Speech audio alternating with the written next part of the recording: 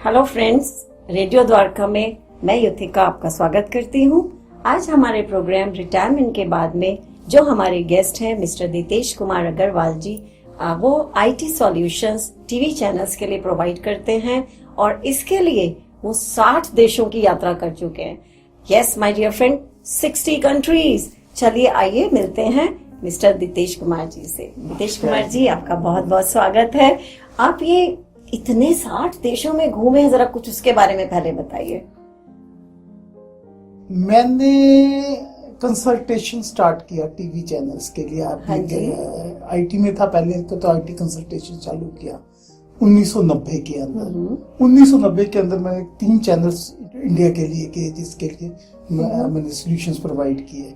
उसके बाद मुझे बांग्लादेश से आया, उसके बाद बांग्लादेश में मैंने 2 चैनल सेटअप किए। तो धीरे धीरे करते हुए मेरे पास इंक्वायरीज आने लगी, पपुआ न्यू गिनी, कंबोडिया, इस तरह से करते हुए करीब 40 से 45 देश जो कि ईस्ट की तरफ है, साउथ ईस्ट एशिया की तरफ है, मैंने वहां पर करीब 20 कंट्रीज के अंदर अपने कंसल्टेंसी और करीब 40 चैनल्स में कंसल्टेंसी की। और वेस्ट साइड पर मैंने जो ट्रैवल किया वो मैंने इक्विपमेंट्स को खरीदने के लिए या उनसे इक्विपमेंट के बारे में जानने के लिए उस साइड को ट्रैवल किया। तो मैं वेस्ट से सॉल्यूशंस को लेकर आया और मैंने ईस्ट की तरफ उनको सॉल्यूशंस को प्रोवाइड किया। तो अक्सर होता है लोगों की एक इच्छा होती है कि अराउंड द वर्ल्ड घूमना है, मतलब बाद में रिटायरमेंट के बाद या कभी।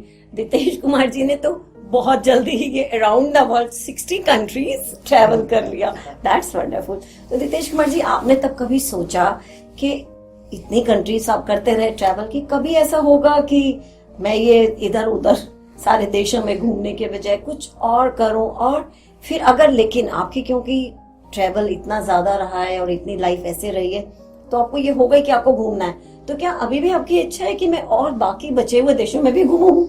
देखिए, इसके लिए मैं आपको थोड़ा सा अपना बैकग्राउंड देता हूँ। करीब 8 साल पहले मैंने अपनी बिटिया की शादी की। जब मैंने अपनी बिटिया की शादी की तो फिर मुझे लगा कि अब मुझे थोड़ा स्लो डाउन हो जाना चाहिए और मुझे अपना रिटायरमेंट प्लान करना चाहिए। तो आपने इतनी जल्दी रिटायरमेंट प्लान कर लिया? हाँ जी, मेरी उम्र उस टाइम 51 साल की थी। 51 साल की थी, तो मैंने उस टाइम पर था कि अब रिटायरमेंट के लिए मुझे देखना पड़ेगा, क्योंकि एक ही बिटिया थी, मेरी शादी हो गई तो मैं और मेरी बीवी अकेले रह जाएंगे। तो उसके लिए हमने फिर बहुत सोचा कि अब मुझे थोड़ा सा ट्रैवलिंग से स्लो डाउन करके अपने रिटायरमेंट की तरफ देखना चाहिए। तो आपने उस एज में अपने रिटायरमेंट के बाद की लाइफ प्लान करनी शुरू कर दी? हाँ जी। तो तब मैंने सोचा कि मैं कम से कम एटलीस्ट 3 जो बिंदु है उनको मैं अगर कवर कर लूं तो मैं रिटायरमेंट लाइफ को काफी हद तक अपना सूट कर सकता हूं। तो दितेश कुमार जी, आप हमारे दर्शकों को बताना चाहेंगे कि वो कौन से 3 बिंदु हैं जो आपने इतने पहले से डिसाइड कर लिए और उस पर आपने काम किया? देखिए, सबसे इम्पोर्टेंट फैक्टर तो रहता है कि फाइनेंशियल मैनेजमेंट। सबसे तो उस फाइनेंशियल मैनेजमेंट रहता है, फिर दूसरा रहता है पॉजिटिव टाइम मैनेजमेंट, और तीसरा वो पोर्शन रहता है आपकी मेडिकल इमरजेंसी के टाइम पर आप किसको कांटेक्ट करेंगे। तो ये 3 बिंदुओं पे मैंने अपने उस टाइम से कवर करना शुरू किया। तो फाइनेंशियल मैनेजमेंट के लिए मैंने अपने जितने भी एसेट्स थे, जितना भी था, उनको एक रेगुलर इनकम प्लान्स के अंदर डाला, ताकि मेरे पास एक, जब मैं बिल्कुल काम छोड़ दूंगा, रिटायरमेंट हो जाऊंगा, तो मेरे जो एक्टिविटीज है, जैसे घूमने का ट्रैवल है, मेरे और मेरी वाइफ का घूमने का है, हमारा डे टू डे नीड है, सोशल हैबिट्स हैं, उनके हमारे एटलीस्ट हमारा उतना कवर है। तो एडिक्वेट हमने फाइनेंशियल रिक्वायरमेंट को हमने पूरा करने के लिए ऐसा इन्वेस्टमेंट किया। आपने ये सब कुछ 50-51 साल की उम्र से शुरू किया? देखिए, या उससे पहले से? देखिए, मैंने ये उससे पहले बहुत फोकसली नहीं किया।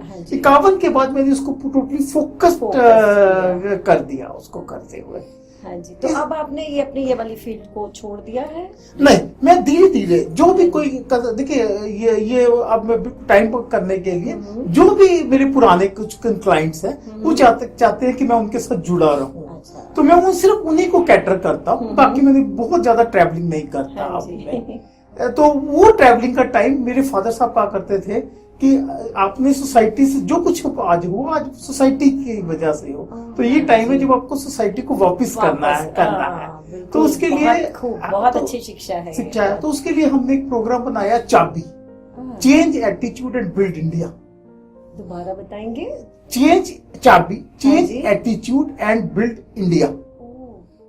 तो इसके अंतर्गत क्या करते हो? इसके अंदर हम जितने भी अंडर प्रिविलेज लोग होते हैं, जो सेवा बस्ती या आप झुग्गी झोंपड़ी में रहते हैं, वहां पर जो लेडीज हैं, जो जेंट्स हैं, जो बहुत ज्यादा पढ़े लिखे नहीं है, हम उनको प्रोफेशनली ट्रेन करते हैं। जैसे लेडीज को सिलाई के लिए ब्यूटिशियन का कोर्स करा के, बच्चों लड़कों को कंप्यूटर की बेसिक एजुकेशन देते हैं। और छोटे छोटे बच्चे जो स्कूल नहीं जा पाते, सरकारी स्कूल में एडमिशन नहीं मिलता, उनके लिए हम छोटे छोटे क्लासरूम से बनवाते हैं, ताकि जो लोग काम पे गए हैं उनके बच्चे नहीं तो इधर उधर घूमते रहते हैं, उनकी देखभाल के लिए। पैसा कहाँ से आ पाता है? इसके लिए देखिए, कुछ हमारा कुछ एक ग्रुप है जो कंट्रीब्यूट करते हैं, बाकी हमारे दान करता है। हम लोगों से करने हुए हम बच्चों को स्पॉन्सर करवाते हैं, और इस तरह से हम पूरा का पूरा अरेंजमेंट करते हैं। तो ये सब भी आपने पहले से ही मैंने प्लान करके, और उसके बाद हमने एक सेवा भारती नाम की संस्था ज्वाइन की, जिनके साथ हम मिलकर ये काम करते हैं। तो आपने बहुत पहले से अपने फाइनेंसेस के बारे में सोचना शुरू किया, और यही नहीं, आपने जनता की और सबकी सेवा कैसे कर सकते हैं उसका भी प्लान आपने पहले से हमने किया। ये तो बहुत अच्छा किया। उसके तो तीसरा सबसे इम्पोर्टेंट पार्ट था कि मेडिकल बहुत जरूरी है, इमरजेंसी। इसके लिए हमने एक मेडिकल इंश्योरेंस, एक बहुत बड़ा साधन था, हमने एक मेडिकल इंश्योरेंस अपना क्रिएट किया, एडिक्वेट मेडिकल इंश्योरेंस, ताकि हमारी जितनी भी जरूरत है वो पूरी हो सके। उसके अलावा कुछ हमने इमरजेंसी कॉन्टेक्ट किए कि इमरजेंसी के टाइम पे हमें किसको कॉल करना है। ये आप थोड़ा बताइएगा। देखिए, आप देखिए कि जब भी कोई, जैसे भगवान ना करे, कोई भी एक इमरजेंसी, मेडिकल इमरजेंसी आती है, इमरजेंसी के आने के बाद सबसे बड़ी मुश्किल जो हमारे दिमाग में काम नहीं करता कि हमें कॉल किसको करना है। हमें इमरजेंसी में फर्स्ट हेल्प किससे चाहिए? क्या हमें एम्बुलेंस से चाहिए, या हमारे को कोई अपने पड़ोसी से चाहिए, या हमारे को किसी रिलेटिव से चाहिए, या किससे चाहिए? तो वो इमरजेंसी नंबर्स हमारे पास हमेशा होने चाहिए, ताकि हम फर्स्ट हेल्प के लिए उनको बुला सके। तो मैं एक सेकंड आपका लूंगी। दर्शकों, ये तो इन्होंने बहुत इंपॉर्टेंट पॉइंट कहा है, जिस पर अक्सर लोगों का ध्यान नहीं जाता है। हम लोग फाइनेंसेस करते हैं, मेडिक्लेम करते हैं, और पैसा जोड़ के रखते हैं, ये सब कुछ है, लेकिन हाँ, एक इमरजेंसी नंबर्स की लिस्ट शायद ही कोई बना के रखते हैं। तो इस पर हमारा, इसके लिए आपका धन्यवाद। ये आपने एक बहुत अच्छा पॉइंट लिया है। तो हम सब लोगों को एक इमरजेंसी का, जिससे हम कांटेक्ट कर सकते हैं, हमारे नियर डियर वंस, और ऐसे भी जो पास में हो, जो जल्दी से हमारी मदद के लिए आ सके, या हम उनकी मदद करें। This is wonderful. हाँ जी, और तो बहुत अच्छी बात है। तो इस तरह से हमने ये 3 जो पॉइंट थे। इसके अलावा आप लाइफ बैलेंस करने के लिए, लाइफ वर्क सोशल को बैलेंस करने के लिए कुछ हमने अपना फ्रेंड ग्रुप भी बनाया हुआ है, जो कि एक अच्छा ग्रुप है, जिसके अंदर हम गेट टुगेदर्स करते हैं। साल में 3-4 हम घूमने का, बाहर घूमने का, चाहे हम डोमेस्टिक करें, चाहे इंटरनेशनल करें, चाहे स्पिरिचुअल करें। तो इस तरह से हम हर 3-4 महीने के अंदर, साल में 3-4 प्रोग्राम इस तरह से कर लेते हैं। तो दुनिया भी घूमते हैं, सोशल वर्क भी करते हैं, इतना अवेयर भी हैं, और साथ में स्पिरिचुअलिटी से भी जुड़े हुए हैं। ये तो बहुत ही, इसमें आप क्या करते हैं स्पिरिचुअलिटी के लिए? स्पिरिचुअलिटी के लिए बेसिकली सबसे बड़ी 2 बात है। एक तो मंदिर तो है। देखिए, मंदिर के अंदर हम करते हैं। इसके अलावा जो सबसे जगह हम ध्यान में जाते हैं, ध्यान करते हैं, ध्यान से कर, तो ये 3-4 फैक्टर्स हैं जिसके अंदर वर्कआउट।